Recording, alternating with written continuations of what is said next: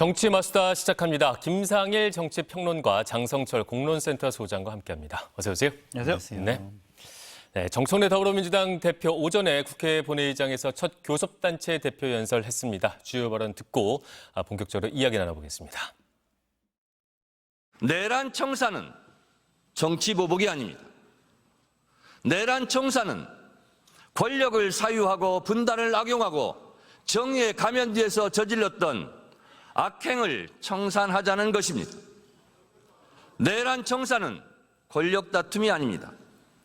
국민의 삶을 외면하던 부정부패를 청산하자는 것입니다. 내란 청사는 진보와 보수의 문제가 아닙니다.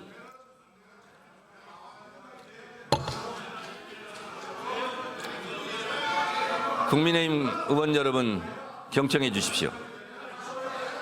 경청해 주십시오. 헌법에 따른 국군 통수 의무를 위반하고 국민을 배반하고 국민을 사지로 몰아넣은 헌법 파괴 세력을 청산하자는 것입니다. 네, 어제 대통령과 야당 대표 만난 자리에서는 좀 많이 웃기도 했고 발언도 부드러웠었는데 다시 강경 모드로 돌아왔습니다. 눈에 띄는 발언이 내란 청사는 정치 보복이 아니다, 시대의 정신이다 이렇게 이야기를 했습니다. 어떻게 평가하십니까? 뭐 너무나 지극히 맞는 이야기죠. 네. 근대 국가가 만들어지고 헌법 위에 그 국가를 세웠습니다. 그러면 그 헌법 질서, 헌정 질서는 흔들려서는 안 되는 것입니다. 근데 그 다른 일반 법을 위반해도 단죄를 해서 어떤 법 민주주의와 법치를 바로 세우려고 노력하는데 헌정 질서가 흔들린다면 그게 국가가 될 수가 있는 겁니까? 그런 측면에서 본다면 저 말은 단 한 글자도 틀리지 않습니다. 네. 뭐 단지 좀 아쉬운 거는 저 이야기를 하고 난 다음에 국민들을 위해서 이거를 받아들인다면 여당으로서 우리도 야당을 적극적인 정책 파트너로 인정하고 적극적인 협치를 해나가겠다라고 좀 제안성 발언을 좀 해줬다면 어땠을까라는 생각이 들어서 그 부분은 좀 아쉽긴 합니다만 말 자체는 틀린 말은 하나도 없죠. 네. 예. 내란 청사는 시대 정신이다. 사실 뭐 그렇죠. 말은 틀린 말이 하나도 없는데 지금 하신 말씀은 야당의 공간을 그래도 조금 내주면 더 좋지 않았을까 이런 말씀이었습니다. 어떻게 보십니까? 옳으신 말씀이에요. 내란 청사는 당연히 시대 정신일 수밖에 없죠. 네. 윤석열, 김건희 정권 시절에 벌어졌던 상당히 부적절하고 잘못된 일들 많이 감춰져 있었잖아요. 그런 것들을 밝혀내고 윤석열 전 대통령이 불법적인 비상계엄을 왜 선포했는지 그것이 국민의 생명과 안전을 어떻게 위반했는지 다 밝혀야죠. 네. 심판해야 됩니다. 그런데 내란 청산이 이제 국회에서는 거의 대부분 떠난 것이 아닌가 그런 생각이 들어요. 특검의 몫이고 또한 이제 사법부로 가게 된다면 재판, 법원의 몫이 아닌가 좀 그런 생각이 듭니다. 국회가 할 일은 소리치고 협박하고 구호 외치고 뭐 이런 것들로 내란 청산할 수는 없잖아요. 내란 청산은 이제 사법부에게 맡겨두고 국회는 국회가 해야 될 일이 있잖아요. 여러 가지 대화 타협해가지고 민생도 살피고 법안도 처리하고 예산안도 처리해야 되지 않겠습니까? 근데 내란 청산은 해야 된다고 하면서 야당은 협박을 하고 있고 뭐 정부조직법 개편안이라든지 아니면 법사위에서 활동이라든지 이런 것을 보면 야당을 전혀 대화 파트너로 생각을 하지 않은 것 같아요. 그런 것들은 내란 청산과 좀 구분해서 민생을 살피는데 야당을 좀 협상의 파트너로 인정을 해주시는 것이 어떨까. 청산의 대상으로만 삼는 것은 정치가 좀 실종되는 것이 아닌가 그런 생각이 듭니다. 네, 야당에게 조금 공간이 필요하다. 두 분 다 같은 말씀을 해주셨습니다. 국민을 배반한 헌법 파괴 세력을 청산하자 이런 말도 나왔는데 이거는 위헌정당 해산까지 생각을 하고 한 발언일까요? 뭐 위헌정당 해산 부분도 저는 따져봐야 될 부분이 있다고 봅니다. 왜냐하면 지금 이 내란 혐의와 관련돼서는 불법 계엄으로 비롯된 내란 혐의와 관련해서는 역사적으로는 다시는 있어서는 안 되는 그런 교훈을 만들어내야 됩니다. 그럼 그 교훈을 만들어내려면 진상규명과 그럼 할 수 있는 최대한의 교훈으로 삼을 수 있는 단죄와 이런 것들이 수반돼야 하는 것입니다. 그래서 그런 부분은 저는 이번에 조금 뭐 다소 이게 뭐 완전히 확실하게 위헌정당이냐라고 법적으로 얘기하기가 뭐 쉽지는 않아요. 근데 네. 충분히 판단을 받아볼 수 있다고 저는 생각하고 정치적으로는 위헌적 정당이다라고 규정할 수 있을 정도라고 저는 생각합니다. 네. 그러니까 정치적 규정이 가능한 정도라면 법적인 판단을 통해서 한번 판단을 받아보는 것이 우리 미래를 위해서 좋다. 이걸 안 받아보고 갔을 시에 이 논란이 지속된다면 우리 역사에 좋을 게 하나도 없다라고 저는 생각하기 때문에 지금 국민의힘이 생각을 바꿔서 네. 자신들의 잘못을 반성하고 그리고 그것에 대한 진실 규명에 협조를 하고 그다음에 미래의 재발 방지를 위한 노력과 약속을 한다면 저는 함께 야당과 정치를 해나가는 것이 국회의 역할이다. 갈등을 조정하고 국민을 위한 정치를 복원하는 것이 국회의 역할이다. 이렇게 생각을 합니다. 예. 네, 우리 역사를 위해서 헌재의 판단까지 받아볼 필요가 있다 이런 주장을 하셨는데 동의하시나요? 국민의힘이 좀 위험해 보이는 부분들이 있어요. 그렇죠. 장동혁 대표 같은 경우에는 네. 윤석열 대통령 뭐 면회가겠다, 접견하겠다 이런 얘기를 하고 있고 김민수 최고위원은 아니 왜 탄핵 심판을 헌법재판소에서 왜 판단을 하느냐 이러한 해괴망측한 헌법 밖에 있는 얘기를 하잖아요. 그렇죠. 그러면서 윤석열 전 대통령, 김건희 씨를 상당히 좀 보호하고 옹호하고 방어하는 듯한 모습을 보이고 있고 추경호 전 원내대표 같은 경우에는 불법적인 비상계엄에 대한 국회의 비상계엄 해제 결의안을 국민의힘 의원들이 참여하지 못하게 해서 방해하려고 한 것이 아니냐 그러한 의혹을 받고 있잖아요. 네. 거기서 만약 조금이라도 그것이 관여됐다. 추경호 원내대표가 그러한 일을 하려고 했었다라고 한다면은 이건 내란 동조나 방조 이렇게 볼 수밖에 없잖아요.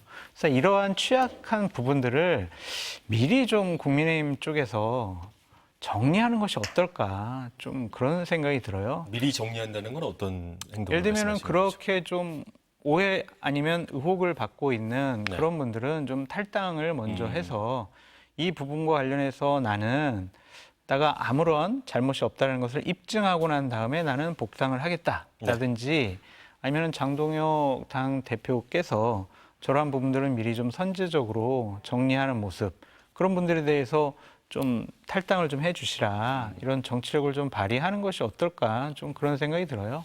저는 보수파를 지지를 하고 국민의힘이라는 보수 정당을 아직도 애정을 갖고 좀 바라보고 있는 사람인데 윤석열 전 대통령을 옹호하고 방어하고 저기 불법적인 비상계엄하고 여러 가지 부적절한 통치 행위를 했던 것에 대해서 핵심적으로 그 당시 윤핵관으로 활동했던 사람들이 아직도 국민의힘의 네. 실세로서 아니면 주류 세력으로서 활동한다면 국민의 선택을 받기가 어렵지 않겠습니까? 네. 그래서 장동혁 대표께서 국민의힘의 쇄신과 변화 개혁을 얘기를 하셨기 때문에 이러한 부분도 위헌정당 심판을 미리 방지한다라는 차원에서 먼저 좀 정리하시는 것이 어떨까 그런 생각이 듭니다. 네, 보수의 미래를 위해서 당내에서 좀 선제적으로 정리할 필요가 있다 이런 말씀 주셨습니다.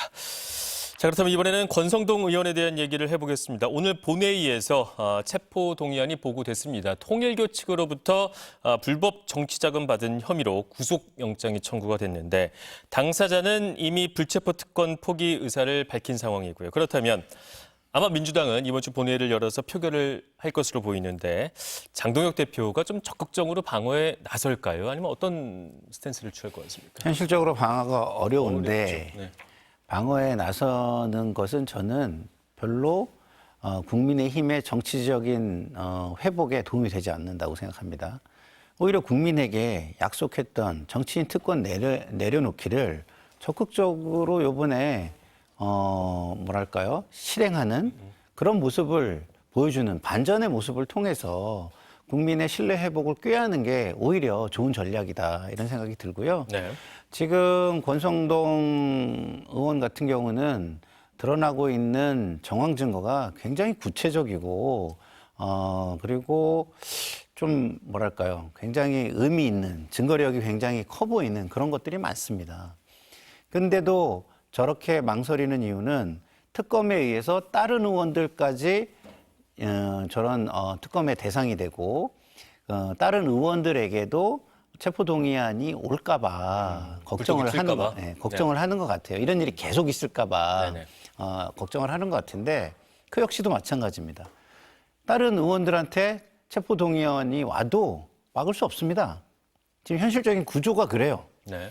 그러면 정치를 하는 게 낫죠. 국민을 향해서 우리가 과거에 약속한 걸 지키겠습니다라고 해서 오히려 민주당도 이런 일이 있을 때 그런 특권을 혜택을 보려는 모습을 막고 정치적인 신뢰를 먼저 구축하는 이런 정치적 행보에 나서는 것이 훨씬 더 저는 좋다. 네.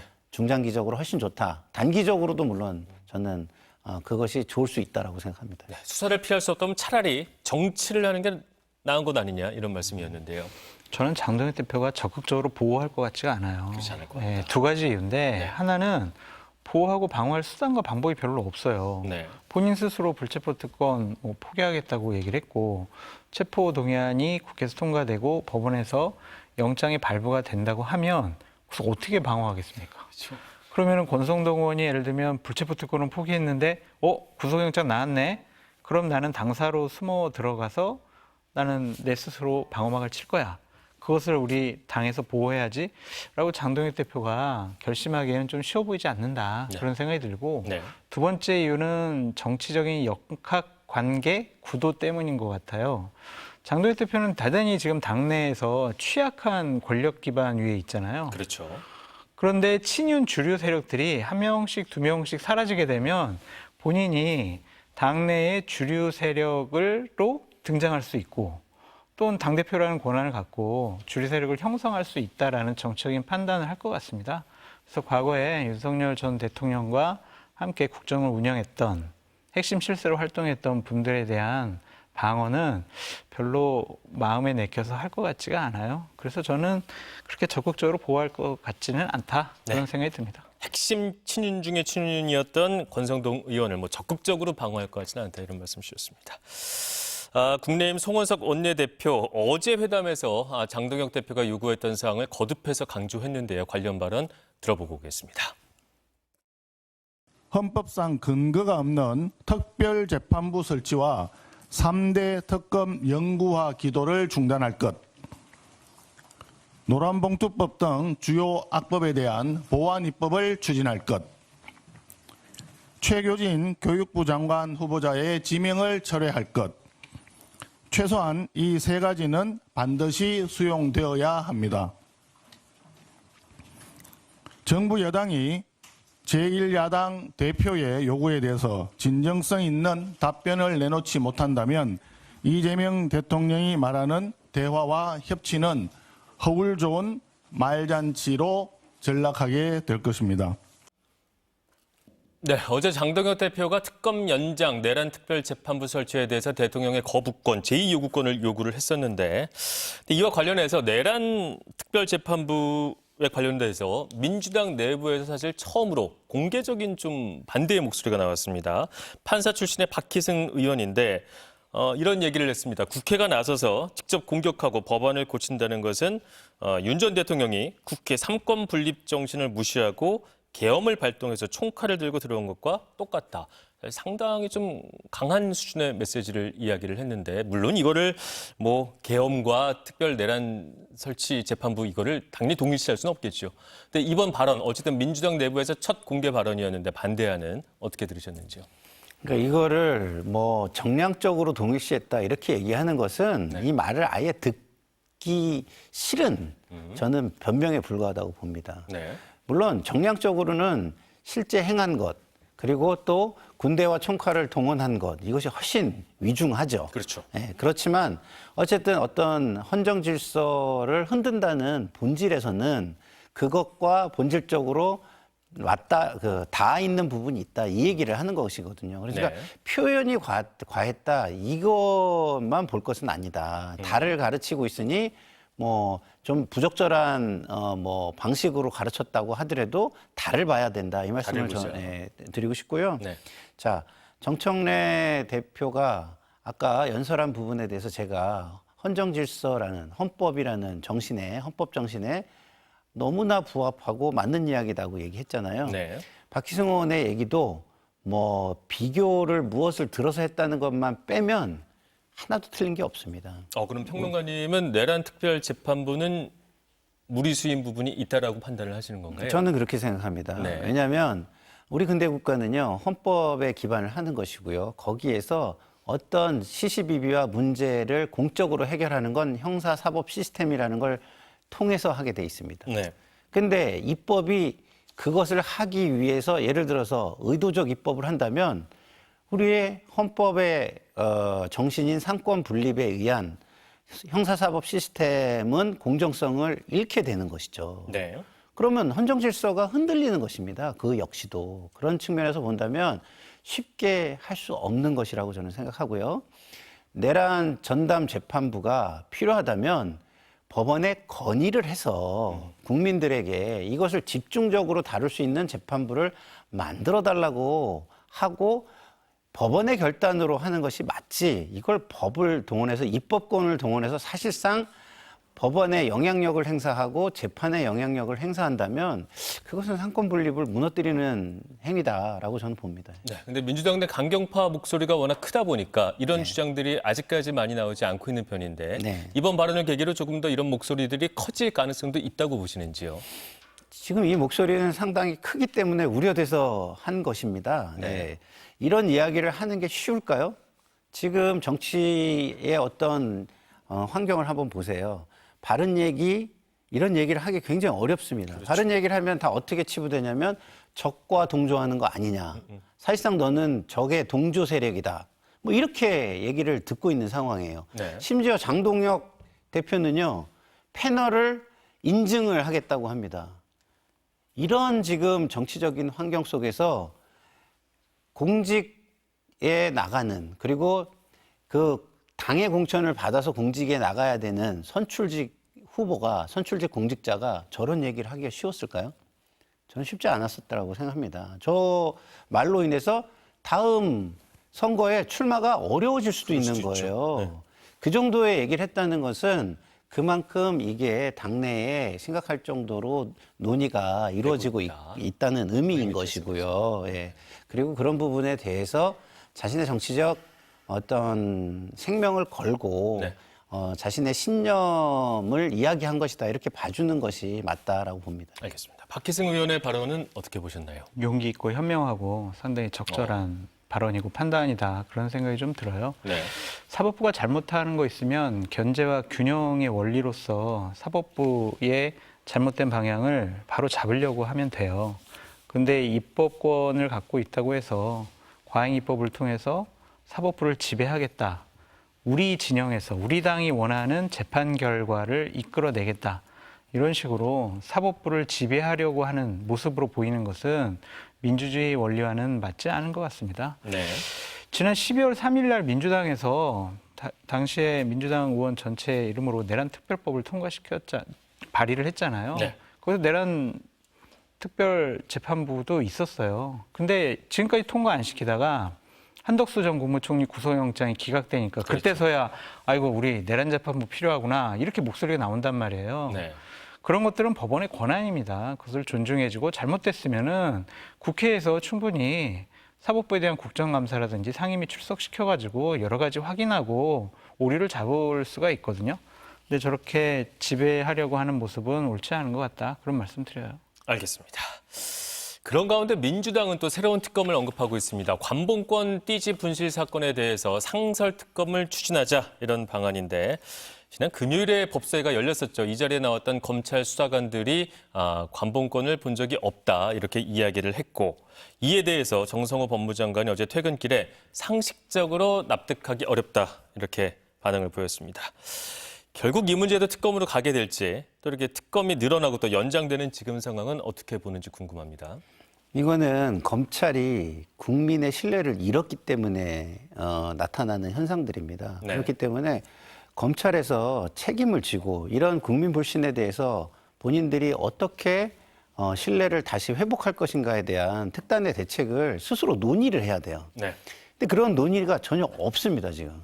그러니까 외부에서 자꾸 비판과 비난과 그거에 대한 어떤 대응책들이 나오고 있는 거거든요. 그래서 저는 차제에 검찰이 좀 본인들끼리 좀 모여 앉아가지고 우리가 그동안 국민에게 왜 불신받는 검찰이 되었는가를 진짜 처절하게 반성하고 그런 부분을 하나하나 어떻게 짚어낼 것인가 하나하나 복귀를 해가지고 하나하나 본인들이 밝혀내고 그리고 그런 부분에 문제가 있는 부분은 앞으로 국민들에게 어떻게 개선하겠다라는 것을 약속하는 어떤 뭐랄까 이벤트가 저는 필요하다고 봅니다. 그렇지 않으면 지금 이런 특검은 계속 발생할 수밖에 없습니다. 네. 왜? 검찰의 수사와 검찰 수사관들의 어떤 수사 행위가 국민이 신뢰할 수가 없는 거예요. 예? 불신의 대상이 지금 되고 있는 겁니다.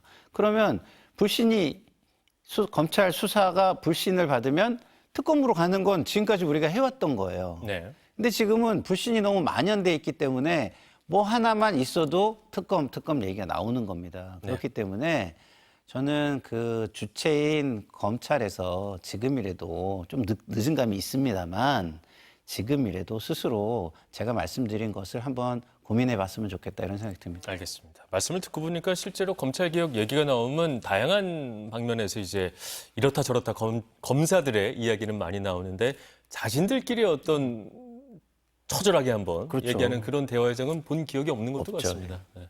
어떻게 보셨습니까? 저거를 제대로 밝히지 않고 좀 상식적인 해명이 아니기 때문에 네.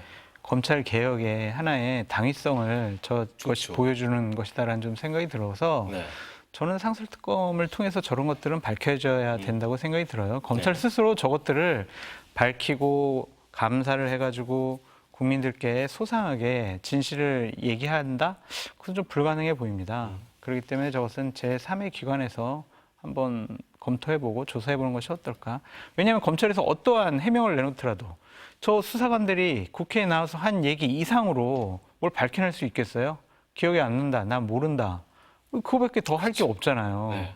그러면 검찰에서 감사를 하든 조사를 하든 저 정도 해명밖에 못 내놓을 텐데 국민들이나 정치권에서 납득할 수 있겠냐고요. 언론들도 계속 의혹 제기할 거 아니겠습니까? 그렇죠. 제3자적인 기관에서 한번 검토해보는 것이 좋겠다 그런 생각이 듭니다. 알겠습니다. 저는 이런 네. 생각이 들어요. 우리가 어떤 조직을 바라볼 때 일반화의 오류라는 게 존재하거든요.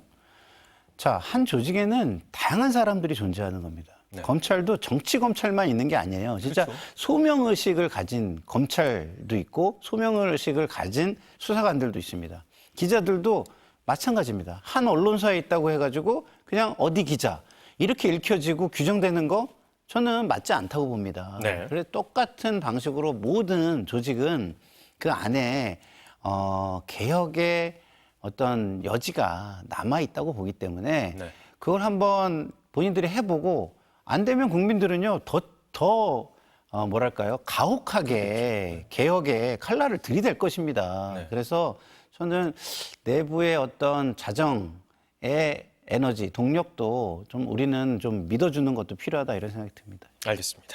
자, 그렇다면 지금 계속되고 있는 특검 수사 얘기를 이어가 보도록 하겠습니다. 서희건설 사위 청탁 의혹과 관련해서 한덕수 전 총리가 참고인 신분으로 특검에 출석했습니다. 특검은 서희건설 회장이 목걸이 등 선물을 건네고 사위 인사를 청탁했다 이렇게 보고 있죠. 한덕수 전 총리는 자신의 비서실장을 뽑은 거니까 아마 당시 상황에 대해서 그 누구보다 잘 알고 있을 것으로 보이는데 지금 한 전 총리 자신도 수사를 받고 있는 상황에서 좀 다 털어놓을까? 아니면 아직도 좀 감추려고 할까? 이게 궁금하거든요. 어떤 입장을 보일 걸로 예상하십니까? 그러니까 이게 우리가 미래는 알 수가 없죠. 네. 그래서 과거의 행위를 통해서 추정해 볼 수밖에 없는 것입니다. 네. 그런데 비상계엄 이후 한덕수 전 총리가 보여준 모습은요. 본인의 잘못을 감추는 데 급급했던 모습이에요. 이제까지 그랬죠. 그렇죠. 그리고 바늘 도둑이 소도둑되는 이유가 바늘을 감추려고 하다가 속까지 감추게 되는 겁니다. 네. 그렇지 않습니까? 그런 어떤 과거의 일련의 모습으로 본다면 아직까지는 감추는 데 급급한 모습이라고 저는 개인적으로 추정을 합니다. 예. 저는 한덕수 국무총리가 모를 것 같아요. 아, 모를 수도 있다. 네, 왜냐면 자기 비서실장인데 아예 모르긴 또 어렵지 않을까요? 아니 윤석열 대통령이 이렇게 추천을 하고 거의 뭐 이 사람 쓰라 그렇게 강요하다시피 해가지고 된 거잖아요. 네. 그럼 한덕수 전 총리가 왜요? 왜 이 사람을 왜 제 비서실장으로 갖다 써야 돼요? 이렇게 과연 물어봤을까? 근데 만약 그런 걸 물어봤다면 윤석열 전 대통령이 사실은 뭐 와이프 건희가 좀 목걸이도 받고 여러 가지 선물 받아가지고 그 저기 사위 좀 부탁 좀 들어줘야 될 것 같아. 그러니까 저기 그냥 비서실장으로 쓰세요. 이렇게 뭐 얘기했다라고 진술할 수도 없잖아요. 좀 그렇죠. 네. 그러니까 이거는 잘 모르겠습니다. 이거는 뭐 윤석열 전 대통령에게 물어보세요. 이렇게 하고 그냥 넘어갈 것 같아요. 근데 자리 자체가 네. 그냥 뭐 총리실에 많은 자리가 있는데 일반적인 자리라면 모르지만 자기 비서실이에요. 중요하죠. 그리고 자기 비서실이라는 건 자신의 개인적인 일상까지도 전부 다 포함되는 곳입니다. 네. 그러면은 비서실장만큼은 본인의 측근을 쓰려고 할 일반적이죠. 가능성이 굉장히 높습니다. 네. 그리고 새로운 사람이 있다면 그 사람에 대해서 어느 정도는 꼼꼼히 따져보는 게 일반적이라고 저는 생각하기 때문에 네. 왜 이 사람을 추천하지?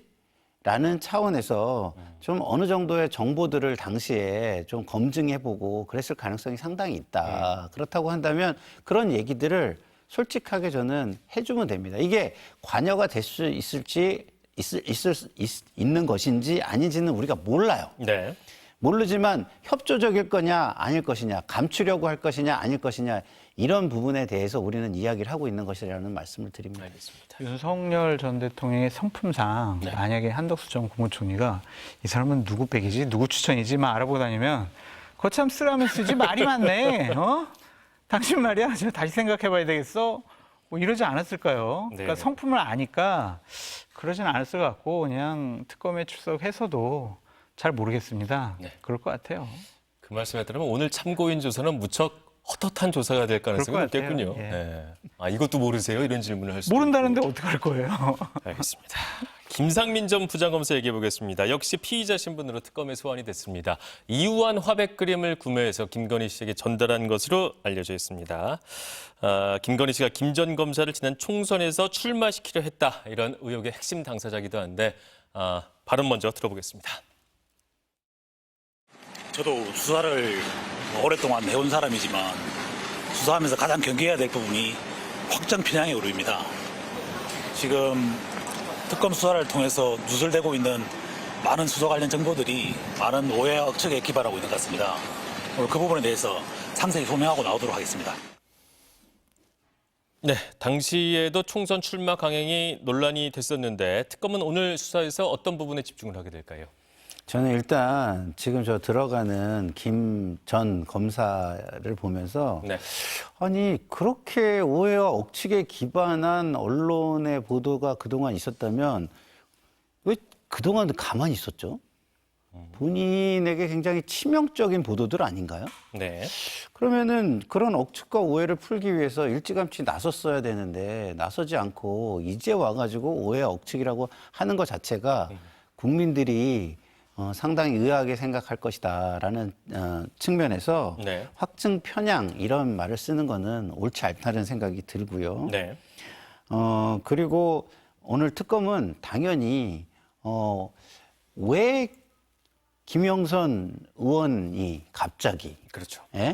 그 자기 지역을 포기 선언을 하고 이런 것들이 이루어졌는지 그런 거에 대해서 캐고 그다음에 김상민 전 검사가 그러면 출마를 하게 되면서 있었던 어떤 과정들 어떻게 처음에 공천을 신청을 했는지 그다음에 공천의 심사와 관련된 일련의 과정 속에서 아는 것은 무엇인지 등등 이런 것들을 하나하나 다 확인을 해서 김영선 명태균 등등의 이야기와 저는 이렇게 비교해보고 뭐 가능하다면 뭐 대질까지도 할 수 있지 않을까 이런 생각이 듭니다. 네. 우리가 김상민 씨에 대해서 오해하는 거는 네. 현직 검사가 어떻게 출판 기념회 하고 출마 선언을 하고 나는 이번에 총선에 출마하겠다라고 확정적으로 얘기하고 인사말도 막 여러 사람들에게 돌리고 그런 것들을 간 크게 어떻게 했겠냐. 그렇죠. 그런데 징계도 별로 뭐 받지 않았어요. 네. 그렇다면 뒤에 배경이 되게 센 사람이 있는 것이 아니냐, 그런 오해와 억측이 있는 거잖아요. 근데 그것이 이제 우리는 김상민 검사가 김건희 씨에게 이우한 화백의 그림을 선물해 줌으로써 마음을 사서, 그래, 너 옛날에 조국 수사도 하고 열심히 했지, 그래, 너 출마해, 이제 이렇게 됐다라고 스토리를 갖고 있는데, 네. 여기서 만약 김상민 씨랑 김건희 씨랑 주고받은 통화 내역이라든지 문자 내용이라든지 이런 게 나오지 않고, 저는 잘 모르겠습니다. 그냥 뭐 김건희 여사나 윤석열 전 대통령이 저 아껴가지고 그저께 좀 새로운 젊은 사람 출마라고 저에게 그냥 얘기를 해주고, 그런 것 때문에 제가 출마하려고 했습니다. 그렇게 해버리면 어떻게 밝혀낼 수 있는 방법은 없을 것 같아요. 네. 그래서 정황적인 증거와 증거물들, 그리고 증언들, 이런 것들을 특검에서 확실하게 좀 조사해야 되지 않을까, 그런 생각이 드네요. 알겠습니다. 그런데 네네. 말씀하시죠. 공천은 당에서 하는 거잖아요. 네. 그죠? 윤석열, 김건희 두 사람이 하는 게 아닙니다. 공천에서 그러면 과정 속에서 이게 이루어졌어야 지금의 말씀하시는 부분에 대해서 저 같은 사람이 인정을 하고 할 텐데, 그렇지가 않은 거예요. 이게 그러면 당에서 하는 공천인데 왜 갑자기 윤석열, 김건희 두 사람이 인연이 있고 그런 사람이 갑자기 오지? 라는 부분. 그리고 말씀하신 대로 그동안에 있었던 일련의 정황 증거들, 이게 상당히 구체적이기 때문에 네. 저는 이 부분은 충분히 규명이 가능한 부분이 많이 있을 것이다. 당에 남아있는 자료들도 상당히 많이 존재할 것이다. 저는 이렇게 생각합니다. 알겠습니다. 네, 김상민 전 검사가 김건희 씨에게 선물한 이우한 화백의 그림이 있었는데, 처음에는 이게 진품으로 밝혀졌다라고 얘기를 했는데 다른 검사에서 또 가품으로 나왔다, 지금 이런 얘기가 나왔습니다. 이제 와서 이게 뭐 진품인지 가품인지 얼마나 중요한지 모르겠지만, 만약에 이게 가품이었다면 김건희 씨는 지금 되게 화나는 상황이 될 수도 있는 거 아니겠습니까? 뭐 그거와 저는 상관없이 우리가 네. 따지는 것은 범죄이냐 아니냐라는 그게 제일 중요하겠죠. 것입니다. 진품보다. 그러면은 이것을 뭐 가품이든 아니든 1억 원 가까이 주고 처음에는 뭐 3천만 원인가요? 그렇고 네. 이렇게 어쨌든 3천만 원, 1억이라는 큰 돈이 들어간, 그 자체가 문제인 거죠. 그렇죠. 네, 네. 가품인 거든 진품이든 네. 그 정도의 가치로 여겨져서 이게 물건이 통용이 된 것입니다. 그게 문제인 거죠. 그렇죠. 네, 그렇다고 본다면 이 진품 가품이 중요한 게 아니라 이제 와가지고 그런 소리는 진실을 호도하기 위해서 하는 소리고, 네. 그러면 그 고가의 그림을 받았다, 안 받았다, 이것이 중요한 것이다라고 저는 봅니다. 알겠습니다. 근데 만약에 김건희 씨한테 뇌물죄가 적용이 되면 10년 이상 또는 무기징역에 처해질 수가 있는데, 근데 뇌물죄는 공무원에게만 적용이 될 수가 있는 거잖아요. 그래서 김 씨의 범죄 혐의가 알선수재죄다, 이런 의견도 있는데 어떻게 봐야 될까요? V제로니까 또 윤석열 전 대통령과 권력 공동체 해가지고 엮어서 넣을 수가 있을까? 뇌물죄로. 예, 뭐 그런 생각도 드는데, 이거는 범죄 혐의를 좀 특검에서 특정해야 될 것 같아요. 네. 그렇게 어떤 혐의를 갖고 기소한다는 걸 보고 판단을 해야 될 것 같고, 현재 나온 혐의 내용들만 봐서는 저희들로서는 정보의 한계가 있기 때문에 무엇이 맞고 무엇이 틀린지는 솔직히 잘 모르겠습니다. 네. 특검에서 이제 기소 내용을 한번 살펴보시죠. 알겠습니다. 조국 혁신당 이야기로 넘어가 보겠습니다. 지도부가 총사퇴를 했습니다. 성비위 사건 때문이고요. 이후 비대위 구성 등 사퇴 수습에 주력하고 있는 모습인데, 자, 이제 비대위원장을 조국 전 대표가 맡아야 되는 것인가, 조금 물러나 있어야 되는 것인가, 이런 얘기들이 나오고 있습니다. 어떤 방안이 현명한 방안일까요? 저는 조국 전 대표가 혁신당 그 자체라고 저는 보거든요. 네. 그렇기 때문에 비대위원장을 안 맡는 게 무슨 의미가 있을까라는 생각이 들어요. 만약에 안 맡는다면 본인의 영향력이 차단될 수 있는 아주 객관적인 시스템을, 당의 운영 시스템, 의사결정 시스템을 만들고 안 맡는다면, 네. 그렇다면 그건 의미가 있을 수 있습니다. 당의 이름부터 바꿔야 되는 거 아닐까요? 그렇죠. 그러려면? 예. 근데 그렇지 않다면 당당하게 비대위원장을 맡아서 네. 이 문제에 대해서 본인의 어떤 생각과 행동을 보여주는 것이 맞다. 그리고 정의를 구현하기 위해서 본인의 어떤 이익과 이해관계인들도 읍참마속하는 모습을 보여줘야 네. 조국의 신뢰, 그리고 넘어서서 조국 혁신당의 신뢰가 회복될 수 있을 것이다라고 보기 때문에요. 저는 뭐 사실은 비대위원장을 맡냐 안 맡냐가 별로 중요하지 않다고는 생각하지만 이러나 저러나 효과가 무한 책임이다. 효과가 똑같다면 비대위원장을 맡아서 정치적인 책임 있는 모습을 보여주는 게 낫지 않을까라고 개인적으로 생각합니다. 네, 맡아서 정면 승부를 하는 게 낫다라는 말씀을 주셨고요. 어찌 보시나요? 그럴 것 같아요. 정면 돌파할 것 같아요. 조국 혁신당에 누가 비대위원장으로 온다고 한들 거기에 소속된 의원들이 그 비대위원장 말을 듣겠습니까? 네. 그리고 조국 전 대표와 청와대에서 같이 근무했던 그 실세 핵심 실무 그룹들 있잖아요. 네. 누가 온들 그 사람들이 말을 듣겠냐고요. 결국에는 또 조국 전 대표한테 가서 물어보고 허락받고 결정하고 이런 일이 반복될 것 같거든요.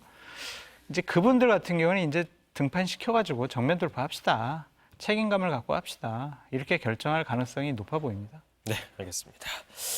미국 조지아주에 감금된 한국인들, 우리 국민들 이야기해 보겠습니다. 구금이 됐고 우리 국민 300여 명을 태울 전세기가 이르면 내일 현지로 출발을 하게 됩니다. 하루빨리 좀 문제가 해결이 돼야 될 텐데 이 사건과 관련해서 어제 국회에서 긴급 현안 질의가 열렸습니다. 관련 발언 듣고 오겠습니다.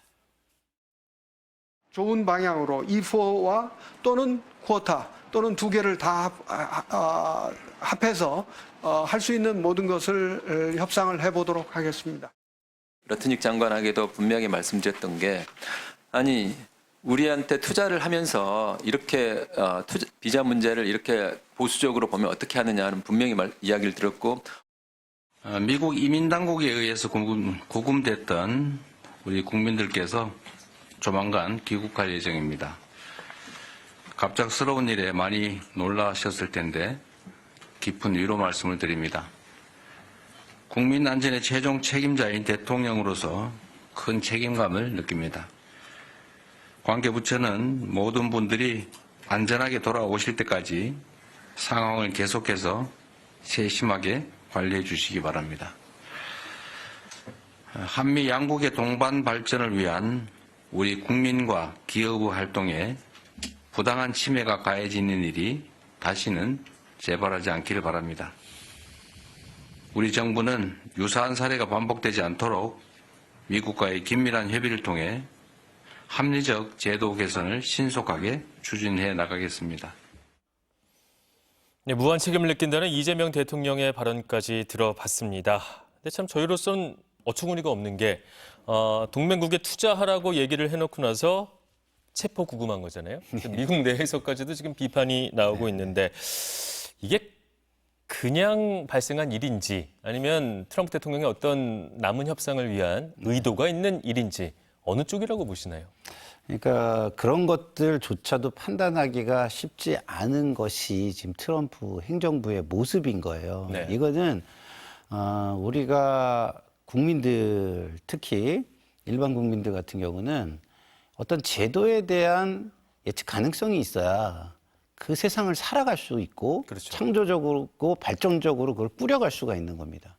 그런데 지금 이 상황만 보더라도 우리 기업들이 거기 가서 내지는 우리 국민들이 미국에 가서 예측 가능하게 국민보다도 오히려 어떻게 보면은 기본권이 약한 상황인데 그런 예측 가능성이 하나도 없어지는 상황이라면 거기서 어떻게 투자하고 그렇죠. 어떻게 살아가죠? 그럴 수가 없는 겁니다. 네. 그래서 이 부분은 미국이 기본적인 기준을 다 주고 그러고 난 다음에 어떤 행위를 했어야 돼요. 그리고 행정이라는 것은 잘 아시겠지만 예방 행정이 우선입니다. 그래서 우려되는 부분이 있었다면 특히나 이게 타국의 국문이라면 예방 행정을 위해서 이런 부분이 우려가 되니 이런 일이 있는지 자체적으로 좀 점검을 해주세요. 그리고 그런 일이 있다면 우리가 이렇게 할 수가 있으니까 조심해 주세요.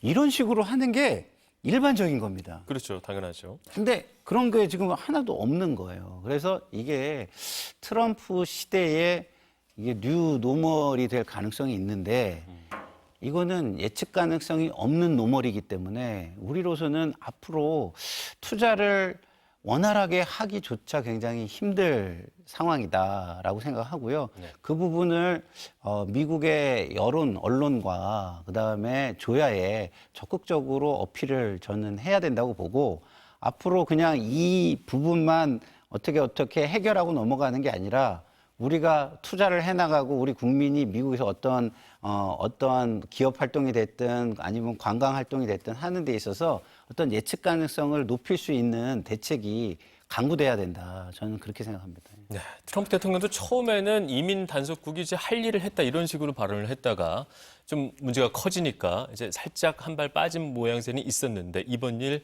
왜 일어났고 또 어떻게 또 저희가 재발을 막아야 될 수 있을지 좀 설명을 부탁드릴게요. 이재명 정부의 무능함이 드러난 네. 단적인 상황적인 상황이 아닌가 그런 생각이 좀 들어요. 이재명 대통령께서 방미하기 전에 재벌 총수들과 간담회 했어요. 회의를 했어요. 네. 그래서 우리 어떻게 대응할 것이냐, 당신들 미국에 진출했을 때 무엇이 문제냐, 그랬을 때 이 비자 문제가 나왔을 거예요. 그러면은 한미 정상회담을 시작하기 전에 트럼프 전 대통령과 공개 회담을 통해서 분위기 좋게 만들었잖아요. 신뢰한다고 하셨잖아요.